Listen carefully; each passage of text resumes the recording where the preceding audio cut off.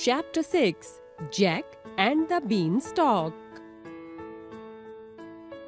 Before we read, Jack was a poor boy. Once he went to the market to sell their old cow. On the way, he met an old man who gave him 5 magic beans for his cow. Jack made the deal and returned home with the beans. What was magical about the beans? Let's read the story and find out. Jack was a little boy who lived with his mother in a small village. They were very poor. The only possession they had in the whole world was a cow. The cow also had become very old and stopped giving milk. So Jack's mother thought of selling it so that they could live comfortably for some days with the money they would get. One day, she asked Jack to take the cow to the nearby market and sell it. She instructed him to try to get as much money as he could for the cow. Jack obeyed his mother. He took the cow and left for the village market. On his way to the market, he met an old man who was also going there. When he came to know of Jack's desire of selling the cow, he became interested to buy it. "I can give you 5 beans for this cow," he said. "So you want a cow for 5 beans, don't you?" Jack became irritated. The old man chuckled. There was a strange twinkle in his eye. "Don't think these are ordinary beans," he said.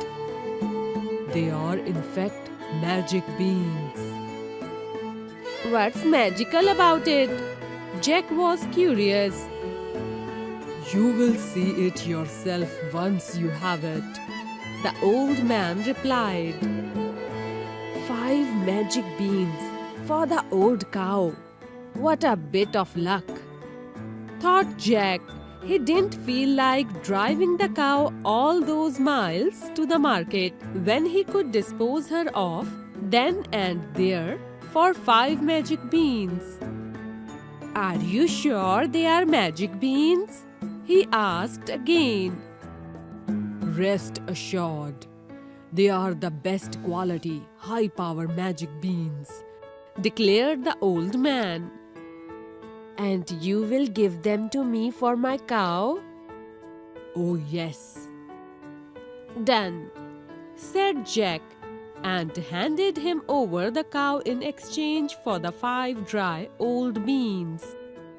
When Jack got home with the 5 beans, his mother became furious.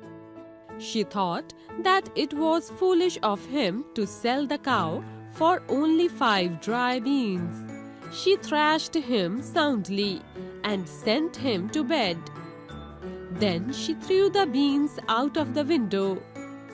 Next morning, Jack woke very early, and when he looked out of the window, he gasped in wonder.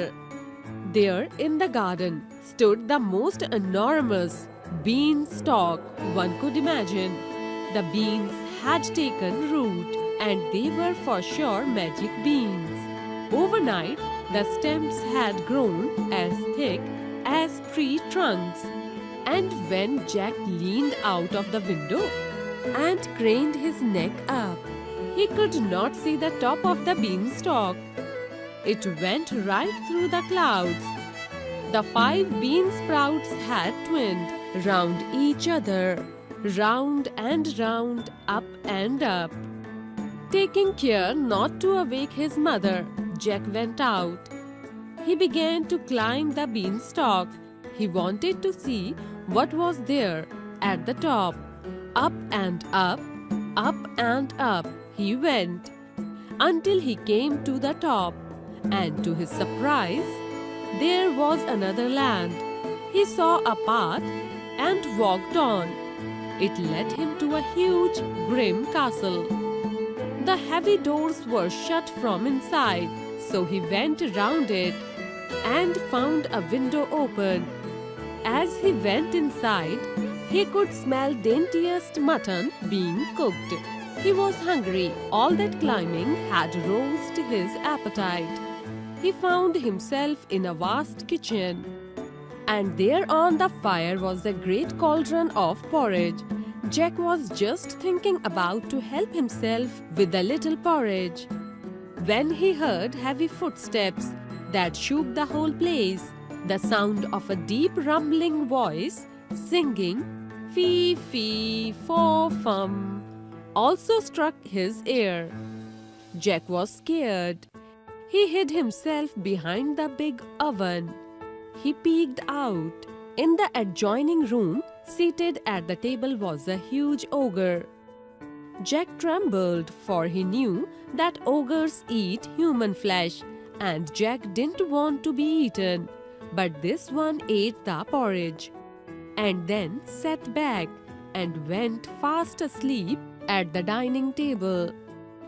Jack crept out from behind the oven and began to walk to the door.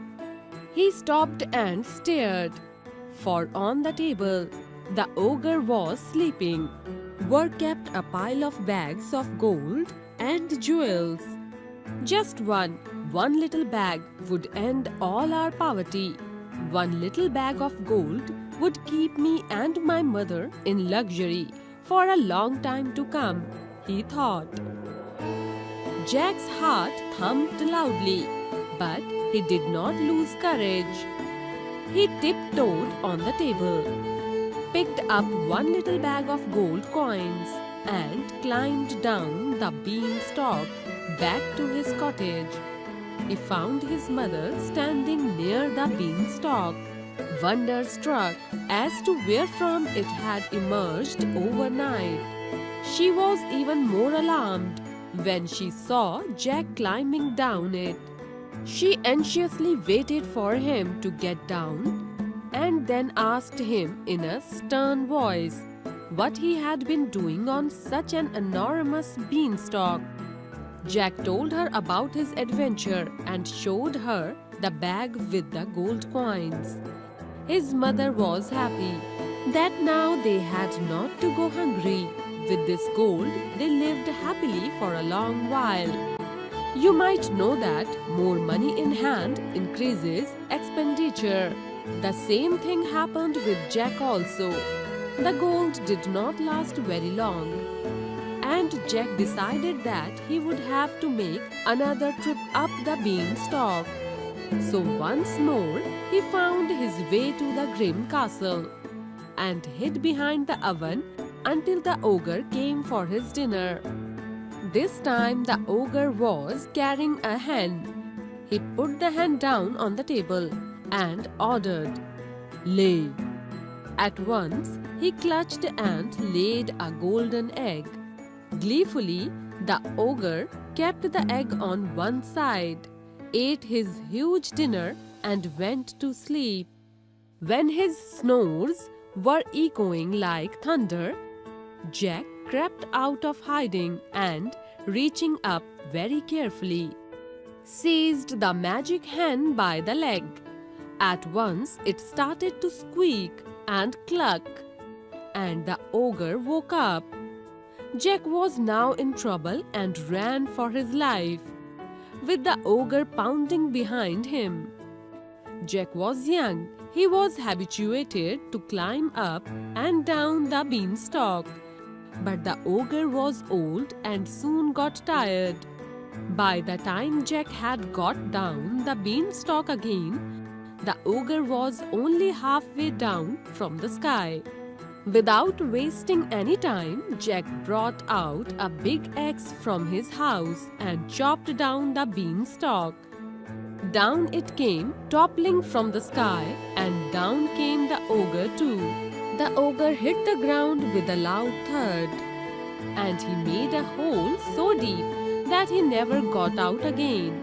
And Jack and his mother gradually became richer, nay, the richest in the town, by selling the golden eggs that the magic hen laid so unfailingly for all times to come.